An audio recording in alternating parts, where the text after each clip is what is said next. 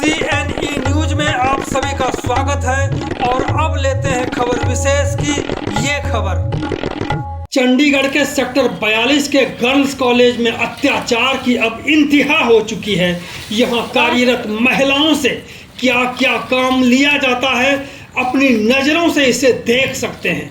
UT Chandigarh SS federation ने इसी अत्याचार के खिलाफ 12 नवंबर को प्रिंसिपल के खिलाफ पुतला फूंको प्रदर्शन का ऐलान कर दिया है। तो अंत तक इस पूरी रिपोर्ट को जरूर देखें कि किस तरह से प्रशासन के बड़े बड़े अधिकारी भी इस कॉलेज के प्रिंसिपल के सामने बौना नजर आते हैं।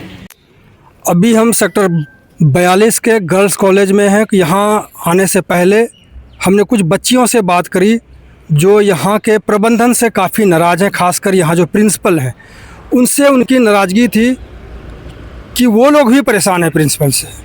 और जो पीछे आप देख रहे हैं इनको काम से यानी नौकरी से निकाल दिया गया है। इसके पहले आपने सुना होगा, रोज़ खबर पढ़ रहे होंगे कि 1000 से भी अधिक कर्मचारियों को नगर निगम से निकालने की जो हाय है गरीबों की, वो संजय अरोड़ा को लग चुका है, जो चीफ इंजीनियर थे वहाँ पे। हमें लगता है कि गरीबों की हाय जब लगती है, गरीबों के पेट में जब आग लगती है तो बड़े बड़े जंगल भी जल जाते हैं। तो हमें लगता है कि यहाँ भी यही स्थिति आने वाली है। जो नगर निगम में हुआ, भगा दिए गए, हटा दिए गए कुर्सी पर से, यहाँ भी हटाने की स्थिति आ जाएगी अगर गरीबों की हाय लग गई। इसी को लेकर के हम बात करेंगे यूटी चंडीगढ़ एसएस फेडरेशन के प्रधान रंजीत मिश्रा से और जानेंगे कि आखिरकार इन लोगों को क्यों निकाला गया है काम से, कौन है यहाँ पर प्रिंसिपल, जो छात्र छात्राएँ भी जो है वो परेशान हैं।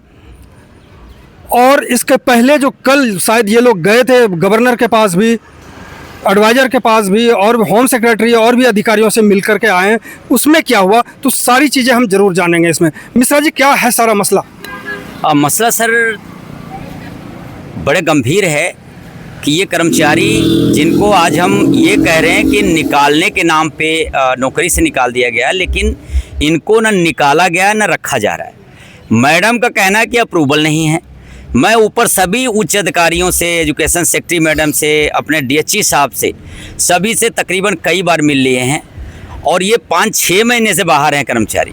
इनको इसलिए बोला जाता मैडम जी द्वारा कि आपका अप्रूवल नहीं आया है। बड़ा सवाल ये है कि अगर अप्रूवल नहीं आया तो जो अंदर काम कर रहे हैं उनका भी अप्रूवल नहीं है। तो ये अप्रूवल किसी ने, जब अधिकारियों के पास हम जाते हैं तो हमारे डीएचई साहब, बराड़ साहब का कहना ये कि हमने ना निकालने के लिए अप्रूवल दिया ना रखने के लिए।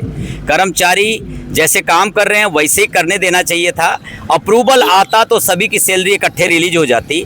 लेकिन सवाल ये है कि अब अगर अप्रूवल वहाँ से आ भी जाता है, क्योंकि सरकारी प्रोसेस है, टाइम लगता है, अप्रूवल अगर आएगा तो जो कर्मचारी काम कर रहे हैं उनको तो सैलरी मिल जाएगी। लेकिन ये कर्मचारी जिनको मैडम ने बाहर बैठा रखा है उनको सैलरी कैसे मिलेगी, उसका जिम्मेदार कौन होगा? कुल मिलाकर के खाता ना वही और जो यहाँ के प्रिंसिपल कहे वही सही। इसको लेकर के ना गवर्नर का ध्यान है, ना होम सेक्रेटरी, एडवाइज़र और जो हायर अथॉरिटी हैं यहाँ से संबंधित एजुकेशन से, उनसे भी किसी को भय नहीं है। और ना ही उधर से कोई वो कार्रवाई हो रही कि जो यहाँ पे कार्रवाई करते हुए इन लोगों की नौकरी बचाए और जो पेट पे लात मारने की कोशिश हुई है उसको भी बचाए। जी बिल्कुल, आपने मैं आपके माध्यम से बताना चाहूँगा, ये बड़ा सवाल है मेरा गवर्नर साहब से, चीफ सेक्रेटरी साहब से, एजुकेशन सेक्रेटरी मैडम से, डीएचई साहब से, चंडीगढ़ के सभी आला अधिकारियों से। ये गरीब मार, ये नौकरी से निकालने का सिलसिला इन गरीब कर्मचारियों पे क्यों होता है? आपके माध्यम से बताना चाहूँगा सभी अफसरों से कि मैंने आज तक, मैं अध्यक्ष हूँ यूटी एसएस फेडरेशन का, मेरे पास सफाई कर्मचारियों से लेके क्लर्क तक की यूनियन जुड़ी हुई है, लेकिन आज तक मैंने ये नहीं सुना कि कहीं से 10 बाबू निकाल दिए गए, 10 क्लर्क निकाल दिए गए, 10 डाटा एंट्री ऑपरेटर निकाल दिए गए या कोई गेस्टेड ऑफिसर निकाल दिया गया, क्योंकि कॉन्ट्रैक्ट मुलाजिम हर जगह काम कर रहे हैं। लेकिन ये सिर्फ गरीब तबके पे ये एमटीएस या ग्रुप डी पे ये अत्याचार, ऐसा क्यों? क्या अफसरों को ये लगता है कि इनकी बहुत बड़ी सैलरी है, कई लाखों रुपए महीने की सैलरी है? कौन है यहाँ पे प्रिंसिपल? ये अनीता कौशल जी हैं, जो 6 महीने पहले आई हैं 11 सेक्टर कॉलेज से। वहाँ से भी क्यों ट्रांसफ़र होके आई हैं ये तो जांच का विषय है। वहाँ भी मैंने पता किया तो वहाँ आरटीआई भी डाल रखा है इनके खिलाफ कि इनका काला चिट्ठा वहाँ से आए, वो आने वाली है। मिल जाएगा हमें। वहाँ भी कुछ गड़बड़ हुआ है, ऑडिट ऑब्जेक्शन लगने की वजह से इनका ट्रांसफर होकर यहाँ 42 सेक्टर में आई हैं। कल जैसे आप लोग मिलने गए कुछ अधिकारियों से, क्या रहा वहाँ पे? बिल्कुल सर, गवर्नर साहब से मुलाकात नहीं हो पाई क्योंकि हमें एजुकेशन सेक्रेटरी मैडम से मिलना था। वहाँ जब तक वेट किया तब तक गवर्नर साहब उठ के चले गए। एजुकेशन सेक्रेटरी मैडम से बात हुई है, उन्होंने जल्दी ही इस मसले को हल करने का आश्वासन दिया और हमने सारी शिकायतें बताई और इन कर्मचारियों की भी शिकायत ऊपर तक जा चुकी है। जांच करने का आदेश है, विजिलेंस जांच की आदेश है। बराड़ साहब ने आश्वासन दिया कि मैं विजिलेंस जांच कराऊंगा। और यहाँ पे एक कर्मचारी है जो पिछले कुछ साल पहले, विकास मलिक नाम है, उसको माली में भर्ती किया गया था। मैडम अनीता कौशल जी इन सफाई कर्मचारियों की सर्टिफिकेट चेक कर रही हैं, लेकिन अपने चमचे उस विकास मलिक का नहीं चेक हो रहा है क्योंकि वो इस टाइम मालिक बना बैठा है, उनका बेटा बना बैठा है, जिसको ऑडिटोरियम ऑपरेटर की सैलरी दी जा रही पिछले कई सालों से। यानी माली भी यहाँ मालिक हो जाता है, ये बड़ी विडंबना है यहाँ पे। और वो मालिक ऐसा कि कुछ साल पहले 25 सेक्टर में 12-12 बाई के कमरे में रहने वाले भाई बहन, डड्डू माजरे में 12-12 बाई के कमरे में रहने वाले डड्डू माजरे कॉलोनी में, वो आज भाई बहन करोड़ों की प्रॉपर्टी है और 3-3, 4-4 करोड़ की कोठियां सेल पे लगा रखे हैं। इसका क्या आधार है कि करोड़ों की संपत्ति है? बिल्कुल उनके नाम से मैं जांच के लिए लिख के रखा हूं, उसका जांच करें, इनकी संपत्ति की जांच करें। पूरी चंडीगढ़ में इनका ठेका चल रहा है, एक परिवार के नाम से 4-4।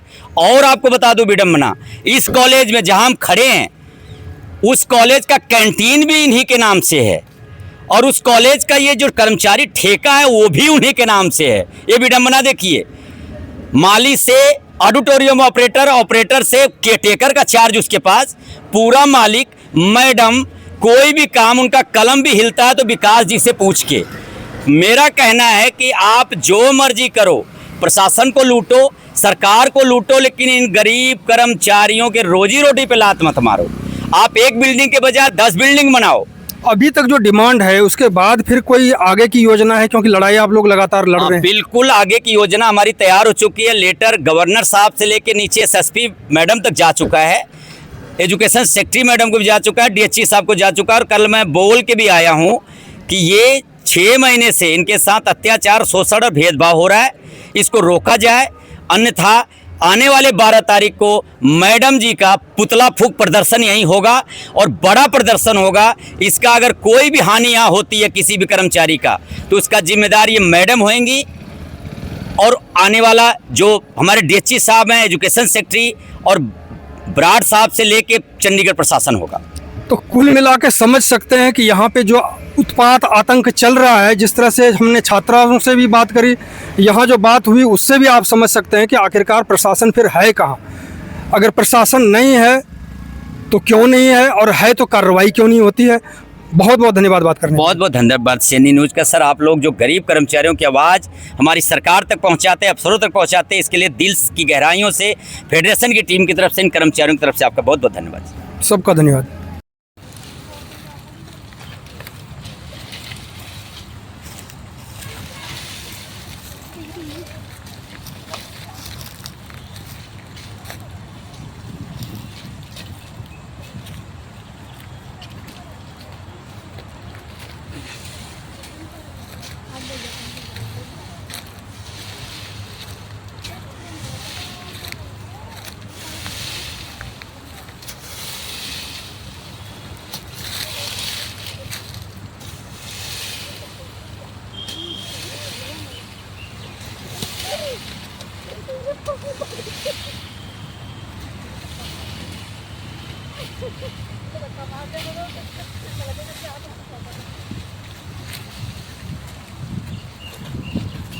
CNE न्यूज के साथ बने रहने के लिए आप सभी का बहुत बहुत धन्यवाद।